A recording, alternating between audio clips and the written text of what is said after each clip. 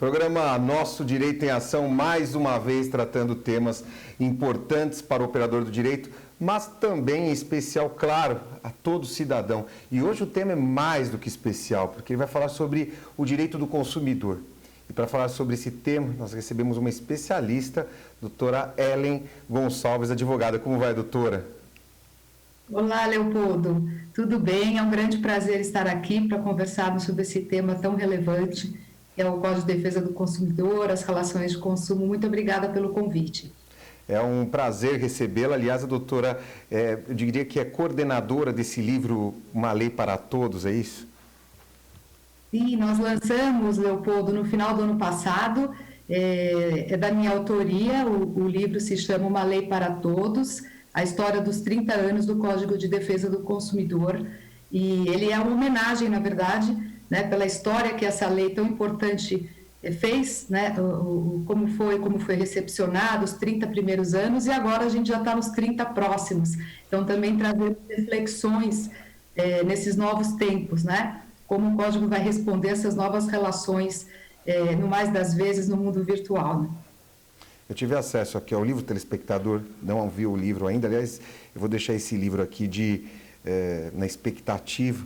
Depois nós fazemos um sorteio aí desse livro para o telespectador, mas eu vi aqui que nós temos vários convidados para o livro, vários autores, inclusive o professor Kazuo Watanabe, que prefaciou, enfim, vários profissionais de ponta. Me fala um pouco sobre os tópicos e temas desse livro. É claro que nós vamos falar sobre o direito do consumidor, mas me fala um pouco sobre esses tópicos. Eu vi que grandes profissionais, inclusive, prefaciando esse livro.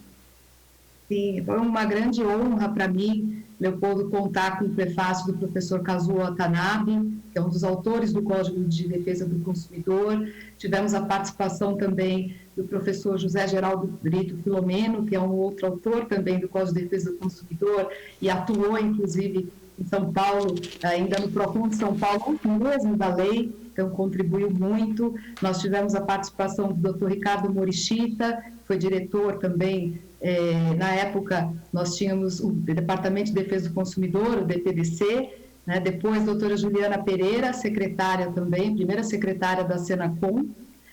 Tivemos a participação do doutor Armando Rovai, também professor, e foi também secretário, né, da Senacom, presidente da Junta Comercial do Estado de São Paulo muitas vezes.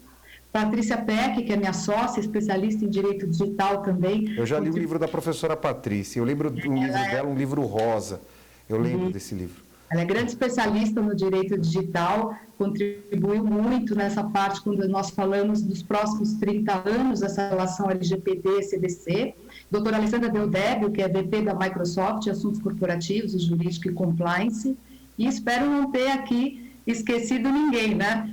Doutor André Luiz Lopes dos Santos, que a minha memória não me traia, também foi diretor ali na Senacom. Ele participou da autorregulação do setor bancário na FEBRABAN, foi ouvidor do PROCON de São Paulo. Então, são todas pessoas profissionais, autoridades no tema que ajudaram a construir o sistema de defesa do consumidor no Brasil, a dar esse porte que hoje nós temos, né? O livro vai do nascimento até os dias atuais, né?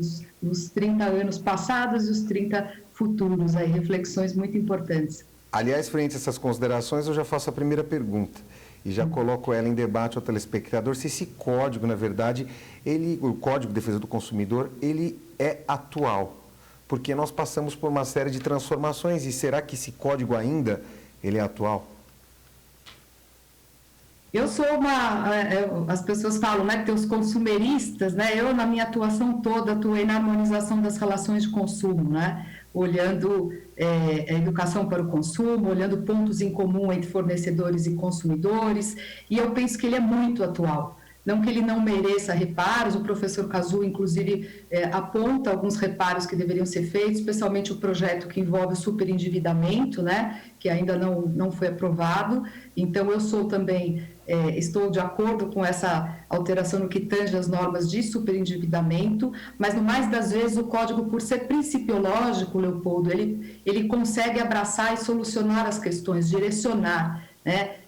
Quando nós falamos da LGPD, por exemplo, que é um tema muito atual, nós vamos remeter à transparência, à boa-fé, né, também nas relações de consumo, o consentimento, há uma convergência muito grande. Então, o código realmente, por ser principiológico, ele não se torna obsoleto, né? Nós percebemos nas relações ainda que a distância, você vê o direito do arrependimento, que tanto falam, né? Ele existe há 30 anos nas vendas, né? Na época nós não falaríamos em vendas online, hoje a gente vê um mercado crescente, pujante, e nós temos o direito de arrependimento previsto no 49 do CDC.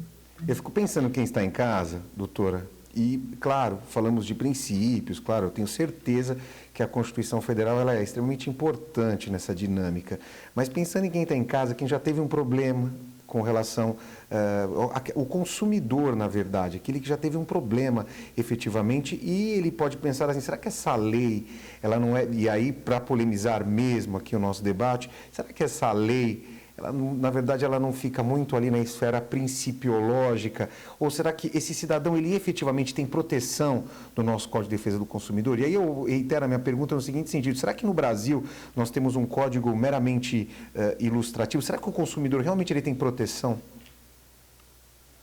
Olha, ele é principiológico, mas ele traz muitas especificações das partes de vícios de produtos, de serviço, com prazos estabelecidos, inclusive para o fornecedor, né? Quem já não passou por uma situação de reparo em um produto, que se não reparar em 30 dias, o consumidor pode, a sua opção, fazer uma devolução, né? Uma troca ou restituição, né? O prazo está ali assinalado. Então, eu acho que nesses 30 anos foram exercitadas muitas disposições do Código. E mais do que isso, né? Eu olho como um marco civilizatório, né? Você falou de cidadania e há 30 anos atrás, mais de 30, já quando o Código chegou, quer dizer, nós não tínhamos realmente esta proteção, né? Nós precisávamos haver uma equiparação de mercado que propiciou não só a defesa do consumidor, cidadão, mas a melhoria também, a maior competitividade do mercado de consumo.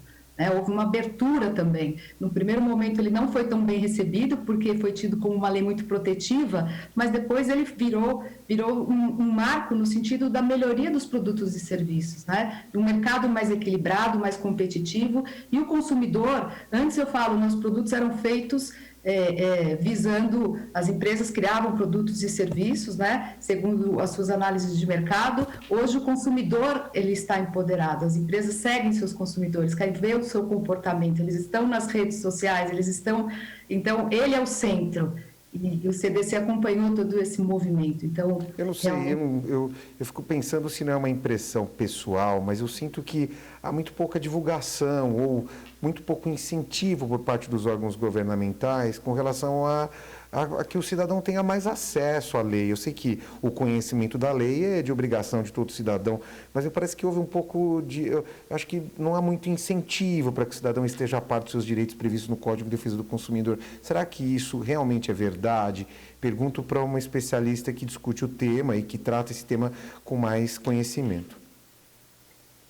Quando nós fazemos uma análise, né, obviamente, muito se evoluiu, inclusive o sistema de defesa foi criado com uma cooperação, né, eu falo que eu sou da época que não existia ainda a Senacom, existia o DPDC, um órgão aqui, outro ali, não existia uma ação coordenada dos órgãos. Isso existe hoje, né? É uma ação coordenada com vários entes de defesa do consumidor, que não são só os PROCONs, que fazem um trabalho excelente. Nós temos delegacias do consumidor, Ministério Público, a própria Senacom, associações civis fazem um trabalho muito importante, mas, de fato, a minha avaliação, Leopoldo, é que nós temos um caminho enorme de educação para o consumo.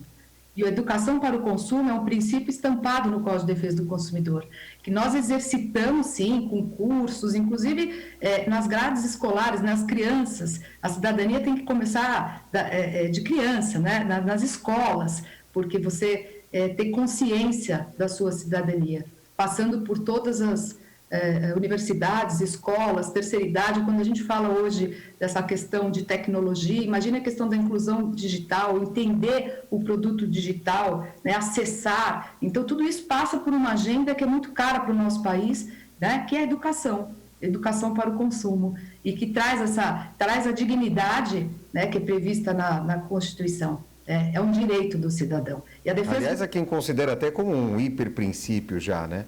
Já há autores aí considerando que a dignidade está além da Constituição Federal. Sim, e tem muitos incentivos, muito foi feito já, mas até pelo tamanho do nosso desafio, né? Eu acho que essa é uma agenda fundamental. A cada situação você percebe quanto é importante, agora na pandemia também, né? Essa educação para o consumo digital, educação. Nós temos temas importantíssimos quando a gente fala, até não sei se eu mencionei ou esqueci, mas eu vou fazer minha retificação aqui, do Dr. Luciano Tim, que foi secretário durante a pandemia da Senacom, e no livro nós falamos, tem um capítulo só destinado à pandemia, as relações de consumo durante a pandemia. Muito foi feito pela Senacom, inclusive com os acordos que tiveram que ser feitos, né? As medidas provisórias que foram transformadas em leis, segmentos que foram afetados, questões também de voltar algumas autuações que foram feitas e o fruto disso para a educação, né? Educação para o consumo, chegaram a ter até incentivos de compra de respiradores, né? Como pode as autuações em si para corrigir determinadas condutas, ajustes de conduta, esse fruto vir para a educação para o consumo. Até na questão da LGPD, que é uma questão assim, extremamente importante, atual e que traz aí uma série de dúvidas. Eu vou fazer um rápido intervalo, doutora, e nós já voltamos com esse tema, mas gostei de conversar sobre esse tema, direito do consumidor. Eu me vejo no tema, assim como quem está em casa também, uma situação que mexe com o nosso cotidiano, nosso dia a dia, e com certeza, a senhora tocou num ponto que eu acho primordial, que é a questão da cidadania. Eu tenho certeza que esse livro contribui muito para a cidadania, mas eu vou fazer um rápido intervalo, nós já voltamos.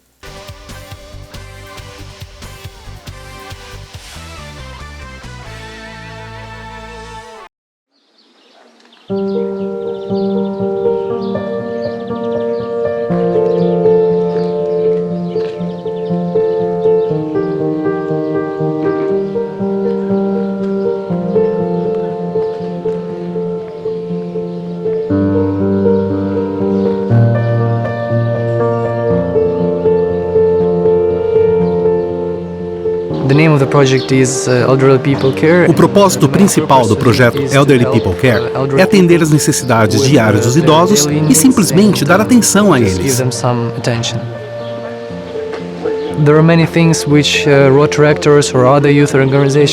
Há muitas coisas que os rotaractianos e outras organizações juvenis estão fazendo. Os problemas enfrentados pela terceira idade na Ucrânia precisam de mais atenção. Através de atos pequenos como o nosso, conseguimos mudar as coisas um pouco.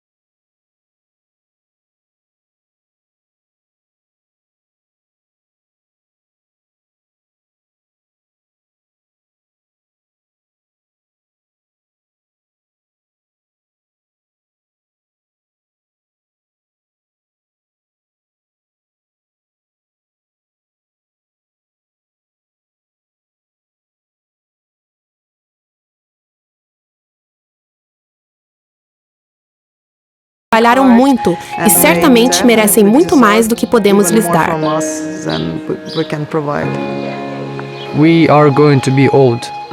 Nós também vamos envelhecer. Já imaginou ir para um lugar como este, sem ter ninguém que se importe com você? Para mim seria a pior coisa. Portanto, estamos ensinando as próximas gerações a fazer o que é certo, mostrando que é importante cuidar dos idosos.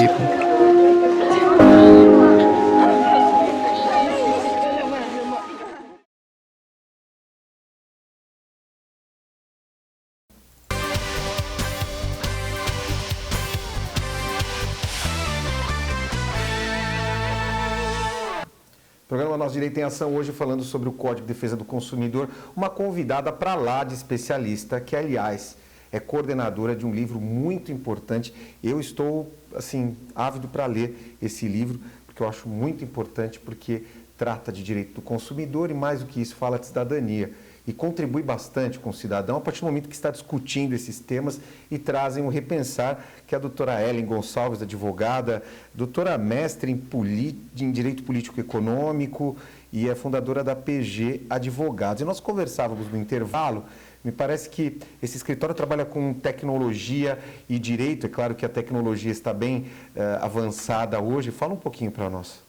Leopoldo, nós, desde sempre, o escritório tem 25 anos, né? Eu sou uma das sócias fundadoras, atuo bastante na área de relações de consumo, nessa harmonização, promovendo essa harmonização, e a tecnologia sempre esteve presente no PG, até porque eu falo que qualquer atendimento de uma reclamação é um indicador de melhoria, né? Então, nós sempre trabalhamos muito com essa tecnologia a favor dos dados, inclusive estatísticos, para que a gente pudesse melhorar, indicar para as empresas as melhorias dos seus canais de atendimento, melhorias dos seus produtos e serviços. E na prática, fico pensando no jovem advogado que está nos assistindo e que quer iniciar a sua carreira profissional, como essa tecnologia em um escritório de advocacia? Fala um pouco para nós.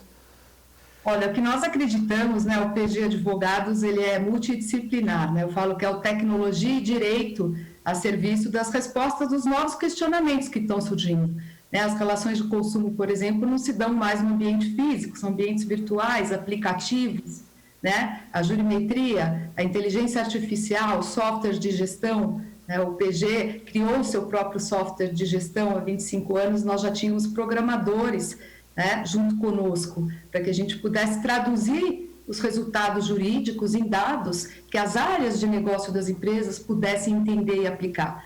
Né? Porque uma coisa é estarmos aqui falando, você, meu colega, entende a questão jurídica, mas quando você vai falar com o executivo, né, quando você vai falar com empresas que criam seus produtos, com engenheiros, no livro também eu conto muito da minha história, que é paralela a história do CDC, e o que eu digo é, eu mais conversei com engenheiros do que propriamente até com advogados, porque eu precisava traduzir para eles o olhar do cliente, o olhar daquele que reclama, né? Como melhorar os indicadores. Então, a tecnologia faz com que eu possa apresentar relatórios, reportes, e assim, tem muita tecnologia embarcada. Cada caso tem que ser traduzido, né, com tecnologia para gerar um reporte. Hoje, na própria condução dos casos, você usa muita tecnologia de captura de casos, né, de automações, assistentes virtuais, e olha os canais de atendimento. Né, quando a gente pega um e-commerce, quando você olha também marketplaces, e tem muito atendimento humano, mas tem também a colaboração de chatbots, de assistentes virtuais, e eu acho que o que nós vislumbramos há 25 anos atrás, hoje está mais do que consolidado e tem muito a crescer. Né? Antes de falar de LGPD, senhora, na sua opinião, o profissional do direito que inicia a carreira profissional hoje, é necessário que ele tenha grande conhecimento em tecnologia? Claro que não especificamente, porque ele vai contar com os assessores, mas com profissionais da área, mas é necessário um conhecimento um pouco mais aprofundado? Eu entendo que sim, isso já, além da faculdade, já vem antes, até durante a escola, né? Você vê hoje as crianças realmente já nasceram, né, no mundo digital. Então, até para eles é muito mais fácil, né, esse aprendizado, mas também olhar a tecnologia não só no aspecto das interações, questões de legislação, como a própria LGPD, mas entender, sim, de tecnologia, de sistemas, de reportes, quer dizer, é um profissional mais completo hoje, quando ele consegue entender, porque ela está presente no nosso dia a dia, nas relações de consumo, muito, né? Se olharmos o varejo hoje, todo o atendimento que é dado, volto lá atrás que eu falei do direito de arrependimento, hoje você faz um via chat a sua devolução, e se você quiser, você retira na loja ou ele te manda em casa, são vários canais, né? Há uma complexidade e a tecnologia vem realmente a nosso favor, até para que eles se adiantem. Nós estamos falando daqui a pouco, a gente tem uma agenda forte esse ano aqui do 5G no nosso país, a gente está falando da internet das coisas, e hoje a gente já tem internet das coisas, então está muito próximo da gente, daqui a pouco, também ser avisado por um produto de que ele vai deixar de funcionar amanhã, né? Então, pensando nessa tecnologia, eu penso em LGPD e penso em direito do consumidor. Eu gostaria que, se possível, que a doutora nos trouxesse aqui um comparativo ou a referida convergência ou divergência da LGPD e o próprio Código de Defesa do Consumidor, porque a LGPD agora, em breve, ela é o tema do momento, ela já é o tema do momento, principalmente por parte dos empresários. Sim. A Lei Geral de Proteção de Dados, né, entrou em vigor dia 18 de setembro, no meio da pandemia ali, né, e não era uma surpresa, mas a forma com que se deu, né, a vigência assustou alguns, mas as empresas já vinham num processo de se adequar à LGPD, né? O que acontece é que, a partir de agosto desse ano, é que ela passa, né, a autoridade, a ANPD, a Autoridade Nacional de Proteção de Dados, vai estar legitimada a autuar as empresas em desconformidade perante algumas infrações a partir de agosto, né? No que tange a LGPD e o CDC, eu não vejo divergência, eu vejo muita convergência, inclusive, e tem um capítulo aqui também no livro que fala da LGPD e os dados dos consumidores. Primeiro, eu vejo a convergência porque ela é orientada pelos princípios do CDC também, né? Ela fala em transparência, ela fala em boa-fé, ela fala na informação, que é dos princípios mais valiosos do CDC. Nós normalmente pegamos desvios ou problemas ou reclamações de consumidores quando a informação não é precisa, adequada, né? E a LGPD fala da informação. O consumidor tem o direito de ser informado a finalidade do uso daqueles dados. Ele vai consentir, mas ele precisa saber qual é a finalidade. Então, veja que convergência. A própria LGPD fala na defesa do consumidor também como seu fundamento na lei. Então, acho que são leis muito convergentes. Eu cito aqui, inclusive, que antes mesmo de poder a ANPD fazer alguma autuação, que a partir de agosto, nós tivemos aí uma situação que tem sido veiculada amplamente de vazamento de dados, não é? E nós temos aí os órgãos atuando na defesa do consumidor. A senhora acha que ela realmente protege? A LGPD ela vem como instrumento de proteção? Será que ela efetivamente consegue atingir seu objetivo? Olha, é uma lei bastante completa, ela é inspirada, na verdade, na legislação europeia, né? Ela é bastante inspirada, ela é muito específica, ela é complexa sim, ela tem um sistema complexo. Eu acho que nós vamos exercitar, é muito importante, né, que os dados realmente, ela não proíbe coleta nem tratamento de dados, mas ela dá as hipóteses específicas de como isso deve acontecer. E ela também não trata só dos titulares de dados onde haja relação de consumo, mas também nas relações de trabalho, né? Então, as empresas estão se adequando, a lei já está em vigor, né? A lei tem uma série de exigências, mas ela fortalece muito. O que eu costumo dizer é que ela ainda coloca um holofote maior sobre os direitos do consumidor, né? Porque ele já vinha, o Código de Defesa do Consumidor já trazia alguns dispositivos. A gente não havia muita divulgação, vamos dizer assim, nesses primeiros 30 anos, inclusive na parte penal, né? Direito do consumidor pedir correção de dados, e é apenado até com pena de multa e detenção, está previsto no CDC, né? Mas assim, nós tivemos outros desafios, né? Agora, hoje, como está a sociedade, nessa economia totalmente digital, a gente fala em transformação digital, mas já é uma realidade, né? Todos correndo atrás dessa transformação é muito importante para a segurança também do mercado. Eu acho que é um passo muito importante. E olha o assunto da educação para o consumo de novo, né?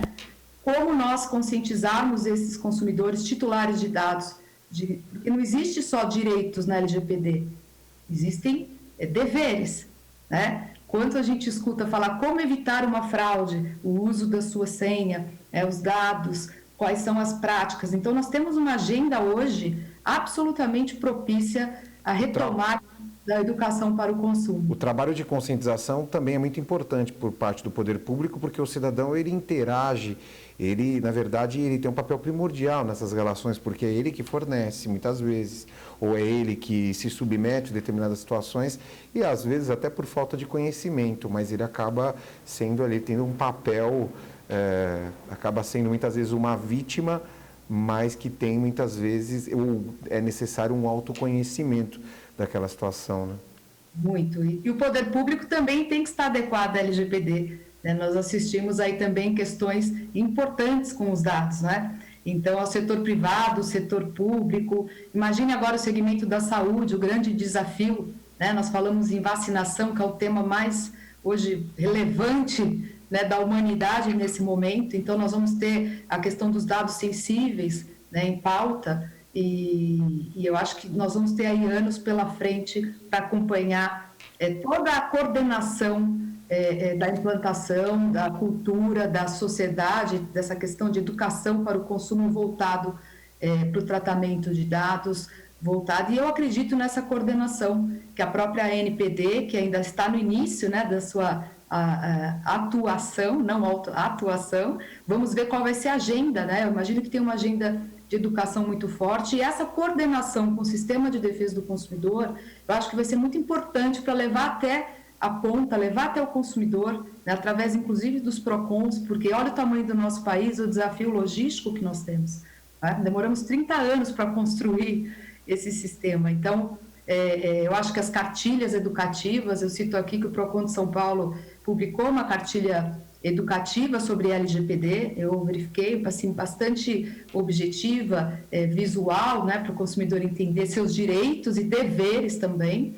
E até lembro também que o meu livro ele é um livro acessível, né? Ele tem convidados autoridades, eu sou também advogada, mas o objetivo é que a linguagem traga essa informação, né? Que o leigo, que o estudante, que a gente tem agendas também com as universidades para levar essa evolução, esse aspecto histórico e reflexivo dos próximos 30 anos. Enumera para nós 3 pontos importantes que a senhora identifica na lei, na LGPD, por parte das empresas, ou 3 pontos, não diria os mais importantes, mas importantes para que as empresas estejam atentas, ou quem está em casa, para que fiquem atentos com relação à LGPD. Eu sei que é um rol extenso de medidas na lei, mas pelo menos 3 pontos importantes.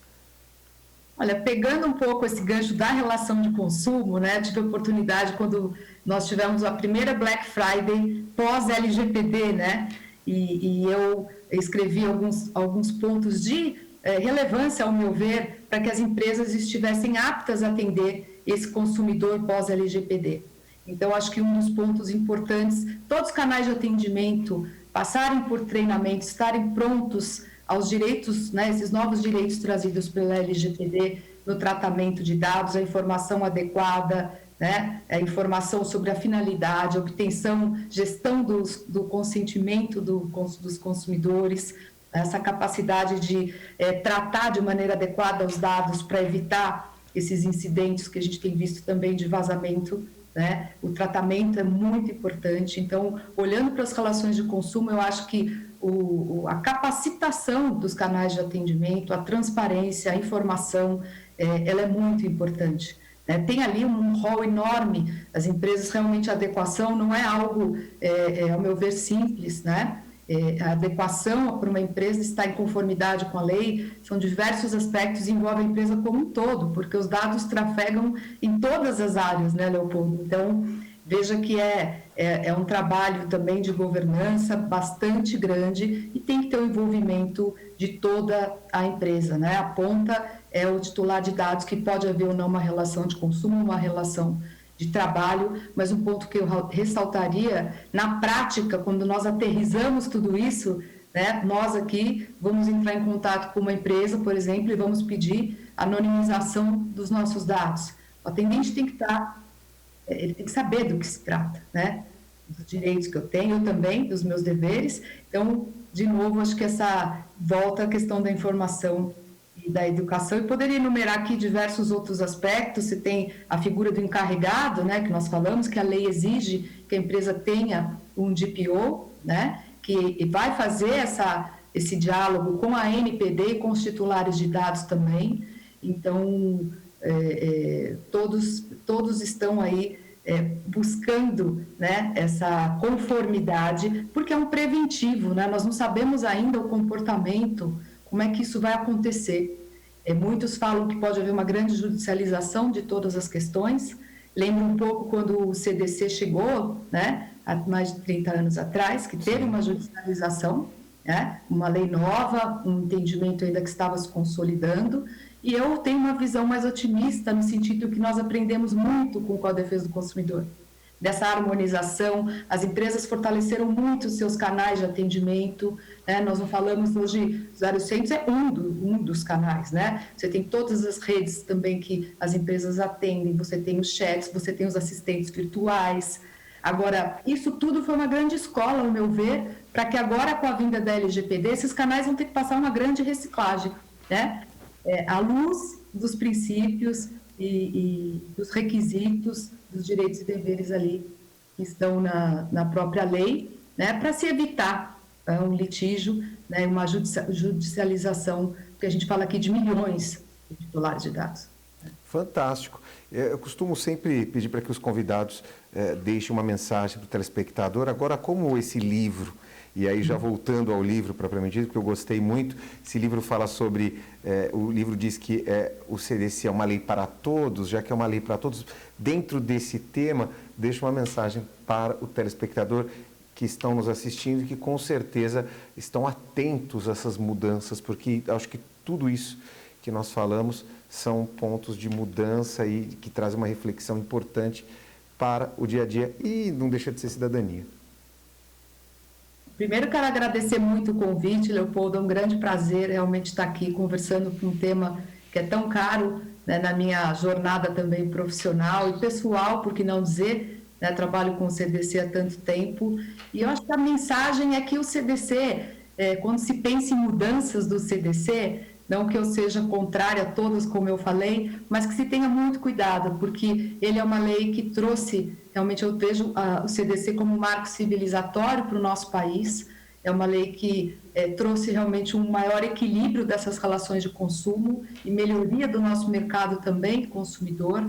Então, que esses projetos de lei, e olha que nós já tivemos, se eu numerar aqui, muito mais de 500 projetos de lei para alterar o Código de Defesa do Consumidor, né? Alguns poucos que tiveram êxito, então eu tenho um capítulo final que eu falo que a gente tem que regar, né, uma sementinha, né, para que ela germine, e a gente possa acompanhar esses projetos, deixar que projetos realmente que façam sentido mudem essa legislação, e que nós possamos aplicar o CDC com outro olhar, com esse olhar que nós precisamos, porque nós podemos, cabe ao intérprete, né, aplicar, conjugado agora com a LGPD, harmonizando as relações. E que todos possam cooperar para que essa lei de proteção de dados encontre um campo mais fértil para a educação, para a conscientização, né? Que a gente não precisa esperar mais 30 anos, né, para que isso aconteça. Acho que hoje a gente tem mais maturidade, tem mais cooperação, coordenação e estamos prontos aí para elevar ainda mais a nossa cidadania, né? Bom, só tenho a agradecer e quero aqui deixar os agradecimentos, aliás, eu falo os agradecimentos para todos que participaram da construção dessa obra, porque eu tenho certeza que todos esses autores tornaram o nosso mundo ainda melhor, porque essa obra contribui, como nós falamos, com a cidadania e traz informação. Eu acho que informação é primordial, gosto muito de profissionais que se preocupam com a mudança dos valores. Eu tenho certeza que esse livro vai ser um sucesso, porque ele vai trazer mudança de valores e esses valores com certeza vão contribuir para um mundo melhor. Obrigado pela sua participação, doutora. Eu que agradeço, Leopoldo. Muito obrigada. Nós ficamos por aqui, o programa Nosso Direito em Ação volta na próxima semana e é isso, né? Claro, se o Código de Defesa do Consumidor é uma lei para todos, o nosso direito ele precisa estar em ação e nós precisamos interagir dentro dessa dinâmica e fazer como profissionais como esses de destaque que construíram essa obra fazem. Não se conformam com o trivial e estão sempre trabalhando para um mundo melhor. Nós ficamos por aqui, voltamos na próxima semana com mais um programa para você.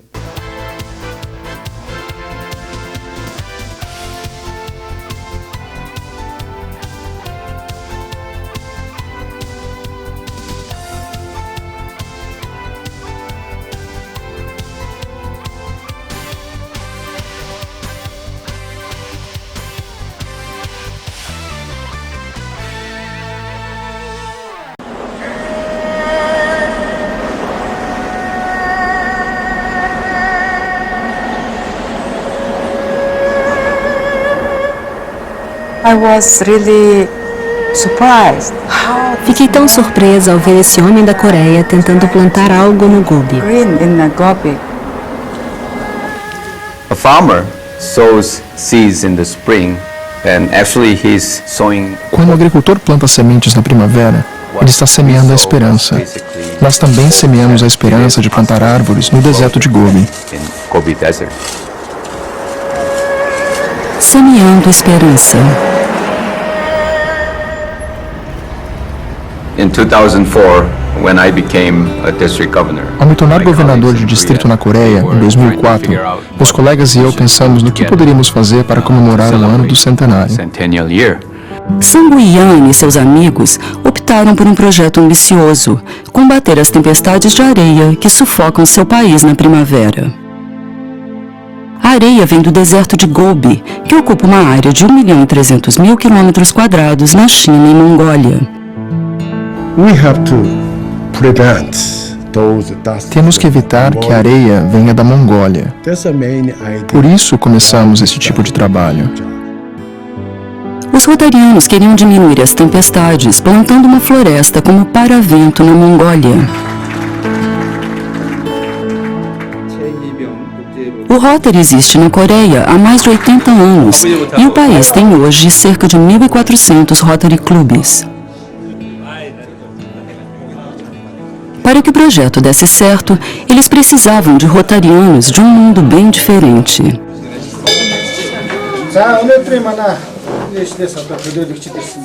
O Rotary está na Mongólia desde 1996. Em uma das maiores nações do mundo, há apenas 7 Rotary Clubes. Todos eles estão na capital do país, Ulaanbaatar. Esta, que é a única cidade grande do país, combina a modernidade da tecnologia e arquitetura do século XXI com a herança cultural da Mongólia antiga.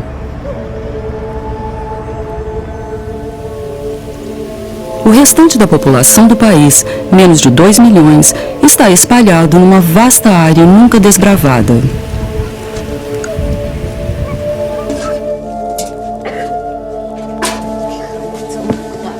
Apesar do acesso a conveniências modernas, eles enfrentam o isolamento e frio e calor extremos.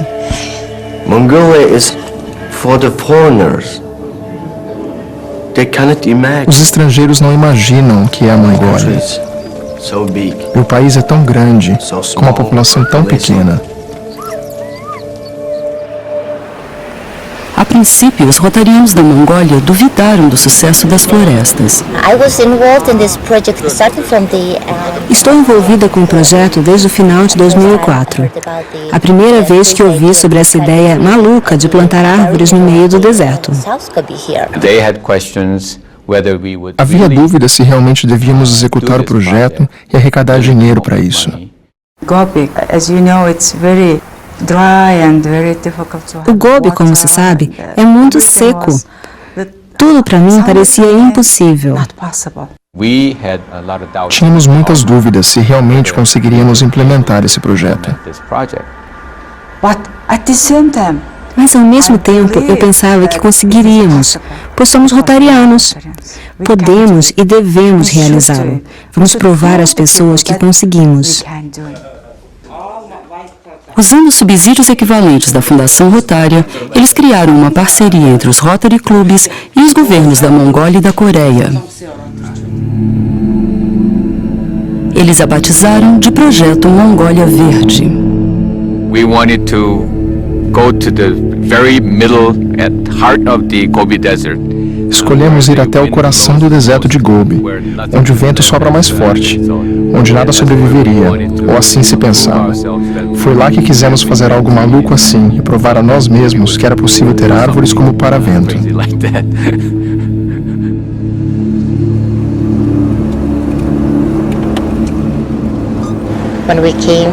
Foi tão difícil quando chegamos aqui e começamos a cavar buracos e levantar cercas.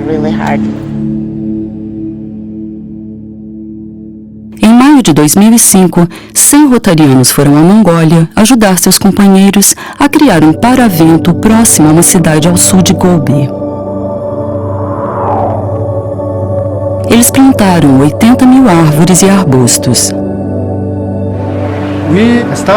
Nós plantamos uma floresta perto da cidade. O conselheiro científico do projeto diz que os resultados foram animadores. De acordo com observações feitas nos últimos 3 a 4 anos, os moradores dizem que a poeira diminuiu. O sucesso foi pequeno, porém importante. Este é um bom exemplo para os rotarianos e população local de como estamos fazendo, como estamos lutando e como estamos conseguindo. Having all the cooperation of the Rotarians as well as government agencies. Contar com a ajuda de rotarianos, de órgãos governamentais e também de pessoas que eu sequer conhecia é algo que me dá esperança de que é possível transformar um grande sonho em realidade.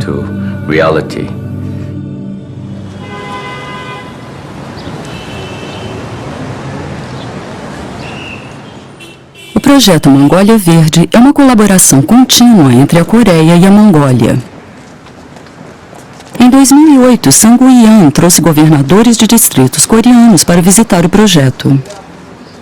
No Instituto de Geoecologia de Ulaanbaatar, eles aprenderam mais sobre as causas das tempestades de areia. A desertificação na Mongólia está aumentando a cada ano. Apesar da mudança do clima ter impacto, as ações humanas também contribuem. Um dos fatores é o grande aumento dos rebanhos. E também a quantidade de animais. Em 1990, a Mongólia tinha 20 milhões de animais. Este número dobrou. As cabras comem raízes de grama. Essa espécie de animal é muito prejudicial às relvas.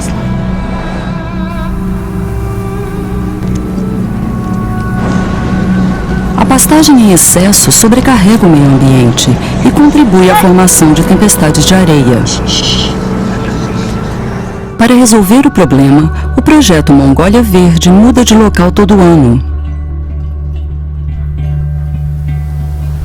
Cada local recebe árvores para proteger a terra e reduzir a poeira. Cada um mostra como a população da Mongólia pode desenvolver novas habilidades e depender menos dos animais. No dia seguinte, os coreanos viajaram para o norte de Gobi, onde o deserto continua expandindo. 20 ou 30 anos atrás, tínhamos grama verde e arbustos nessa região, e os lagos eram cheios d'água, mas tudo isso desapareceu. Aqui, um novo centro ecológico ensina a plantar árvores e cultivar verduras como alternativa para a criação de cabras. We wanted to incorporate more local residents.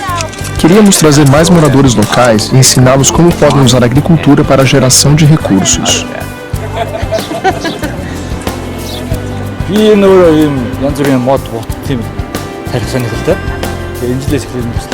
Gosto de plantar arbustos e árvores, por isso me tornei parte desse projeto. Plantamos batatas e isso está dando muito certo. A agricultura também tem um papel fundamental no projeto, no extremo norte do país, numa área mais fértil na fronteira com a Rússia. Essa comunidade já tinha tradição do cultivo de verduras. Os moradores tinham uma ideia do que necessitavam. Criamos uma floresta comunitária para os lavradores, que precisavam tanto da floresta como para vento, quanto de um sistema de irrigação.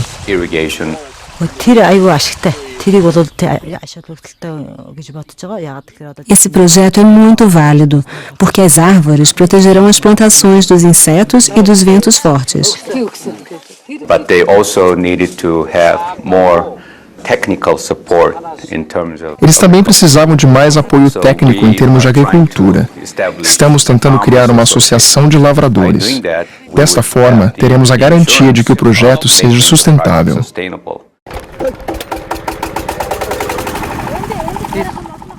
Com o projeto, as comunidades aprendem que plantar árvores e verduras pode ser uma alternativa para a criação de animais. They are now understanding Agora as pessoas compreendem a importância de plantar árvores e cultivar verduras, mudando suas vidas e encontrando felicidade em tudo que provém da terra.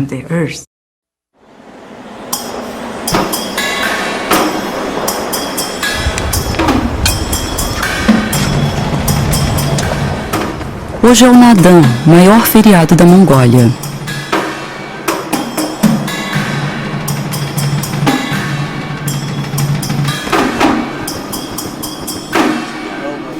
E também um dia especial para o projeto.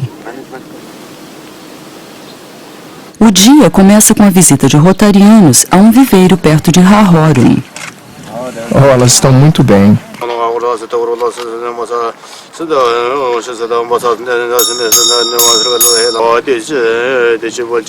Eles ajudam a perfurar um poço numa escola local.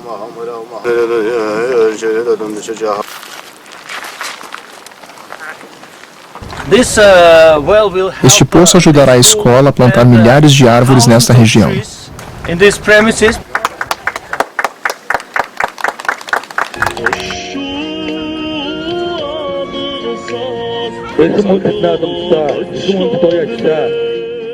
Eles então participam das comemorações do Nadan.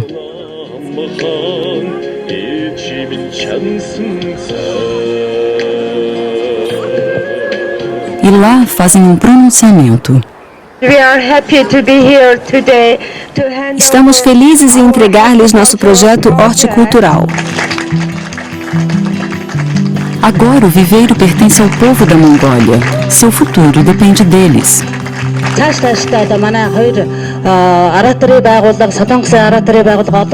Perante a população de Rahorum, prometemos ao Rotary Internacional que continuaremos seu trabalho e nossa cooperação no futuro.